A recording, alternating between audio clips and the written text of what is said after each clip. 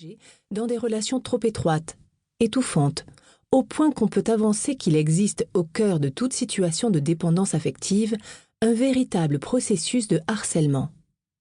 C'est tout l'objet du présent ouvrage que de décrire ce harcèlement resté jusqu'ici inaperçu et d'apporter une contribution à la prise en charge de la dépendance affective. À la fin des années 1990, Marie-France Irigoyen a popularisé la notion de harcèlement moral, définie comme un ensemble d'agissements hostiles, évidents ou cachés, d'un ou plusieurs individus sur un individu désigné, souffre-douleur au sens propre du terme. Par des paroles apparemment anodines, par des allusions, des suggestions ou des non-dits. Il est effectivement possible de déstabiliser quelqu'un ou même de le détruire sans que l'entourage intervienne. Le ou les agresseurs peuvent ainsi se grandir en rabaissant les autres. Dans cette situation, lorsque la victime tente de réagir, le harceleur se défausse en lui prêtant des tendances paranoïaques, en lui reprochant cyniquement de manquer d'humour et en trouvant toutes sortes de moyens pour lui faire porter la responsabilité du conflit. Il peut intensifier la pression en l'isolant des autres, en ne lui adressant plus la parole, en incitant les autres à faire de même. Bref, il y a harcèlement moral lorsqu'une personne cherche délibérément et systématiquement à porter atteinte à l'intégrité et à la dignité d'une autre personne. Les harceleurs, écrit Marie-France Irigoyen, ne peuvent exister qu'en cassant quelqu'un.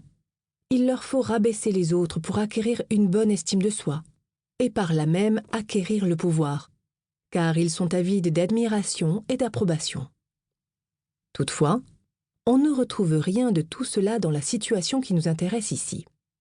Il s'agit pourtant bel et bien d'un harcèlement. Les proches sans cesse sollicités expriment tous, en effet, l'impression d'être déstabilisés et agressés par les demandes répétées du proche en dépendance affective. De plus, ils constatent que la grande vulnérabilité de ce proche, dont ils ont la charge, entraîne chez eux, au fil du temps, un stress et une anxiété permanents, ainsi qu'un sentiment d'impuissance, qui les conduisent au découragement et à l'épuisement. À cette profonde déstabilisation psychique s'ajoutent, du reste, divers troubles somatiques, problèmes digestifs, troubles cardiovasculaires, hypertension, tachycardie, palpitations, perturbations du sommeil, douleurs musculaires et articulaires, maux de tête, fatigue générale. Mais peut-on croire qu'un adulte en dépendance affective veuille harceler les personnes de son entourage, celles-là même qui l'aiment et tentent de l'aider? Et, sans même parler de lien affectif, comment se peut-il que le faible, la personne vulnérable, puisse harceler le fort, celui qui l'aide? Un harceleur ne devrait-il pas, par définition, se trouver en position de force et n'avoir d'autre but que dominer et détruire autrui? Dans le cadre de notre sujet, l'adulte affectivement dépendant n'a rien d'un pervers narcissique qui chercherait à dominer ou à détruire autrui, comme dans le harcèlement moral.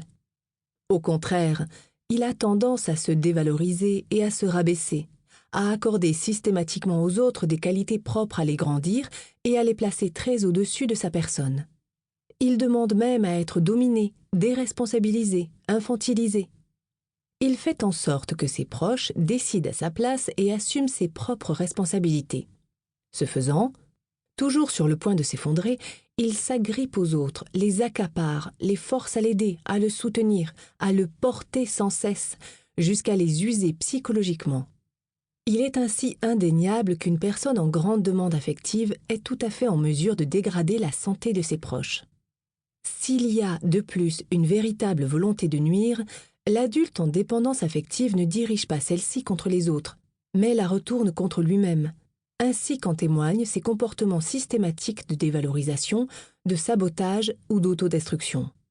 Aussi atteint-il ses proches, indirectement, en forçant leur mobilisation et en suscitant une anxiété permanente.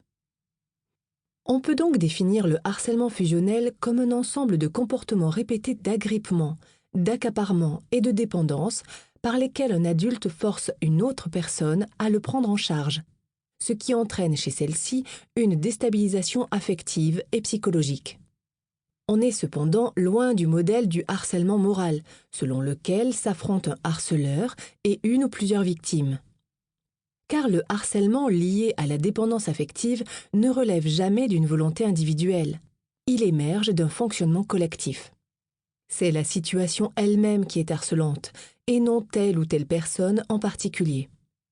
Cela tient à la nature même de la relation de dépendance affective, qui ne peut être durable que lorsqu'il y a, de part et d'autre, aussi bien chez la personne identifiée comme dépendante affective que chez celle qui l'aide, une incapacité à se détacher de l'autre et à prendre ses distances. Autrement dit, ce type de harcèlement révèle toujours, dans la famille ou le couple, l'existence de relations fusionnelles, c'est-à-dire une volonté plus ou moins avouée de rester accrochés les uns aux autres. On peut entendre fusionnel dans son sens commun et penser à la relation entre une mère et son bébé, au lien passionnel entre deux amoureux inséparables, ou encore à une solidarité excessive à l'intérieur d'une famille plus ou moins fermée. Mais la psychologie existentielle, qui constitue le cadre de référence de cet ouvrage, propose un sens plus large. Est fusionnel un individu qui cherche par tous les moyens à ne pas s'assumer comme individu à part entière.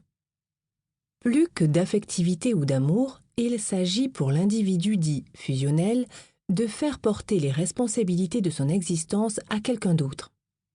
En s'agrippant à autrui, en se dissimulant derrière lui, il a l'impression d'échapper à ses angoisses, en particulier à ses angoisses existentielles. Il est vrai qu'à partir du moment où une autre personne le prend en charge, s'occupe de lui, décide à sa place, il n'a plus à répondre à certaines questions brûlantes. Que dois-je faire de moi? Quel est le sens de ma vie? Pourquoi dois-je mourir un jour? Le psychologue Helmut Kaiser résume bien ce que pourrait être le principe de vie d'une personne fusionnelle. Ne me prenez pas au sérieux. Je n'appartiens pas à la catégorie des adultes et ne peux être considéré comme tel. Cet ouvrage s'adresse à toutes les personnes et, encore une fois, elles sont nombreuses, amenées à faire face à une situation de harcèlement fusionnel et en quête de réponses et de solutions.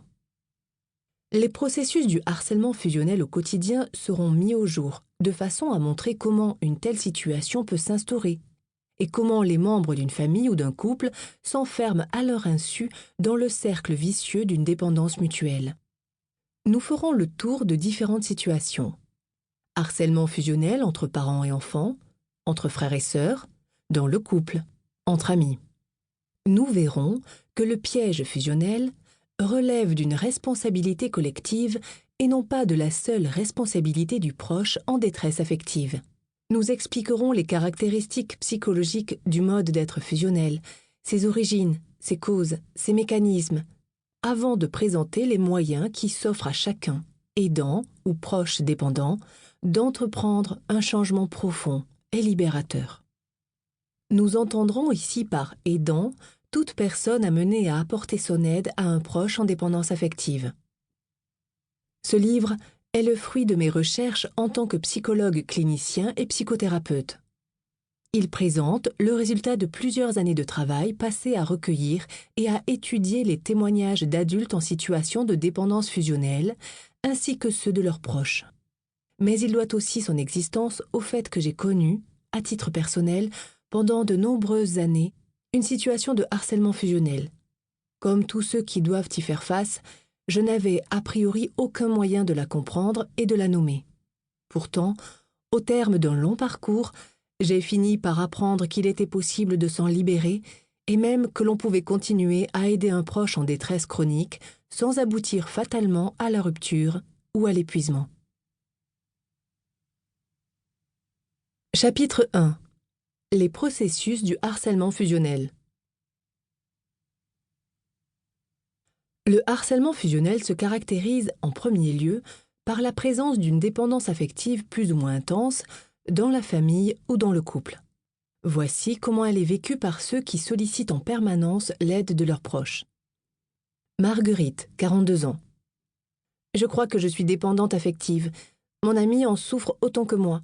J'ai trop besoin de lui. Je suis incapable de me passer de lui. Faustine, 32 ans.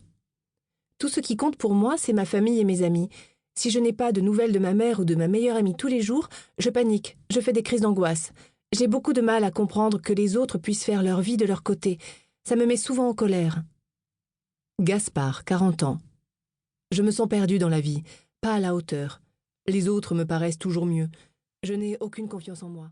Pour continuer à écouter ce livre audio gratuitement, cliquez sur le lien dans la description et vous pourrez l'écouter en entier sans frais grâce à l'essai de 30 jours d'Audible.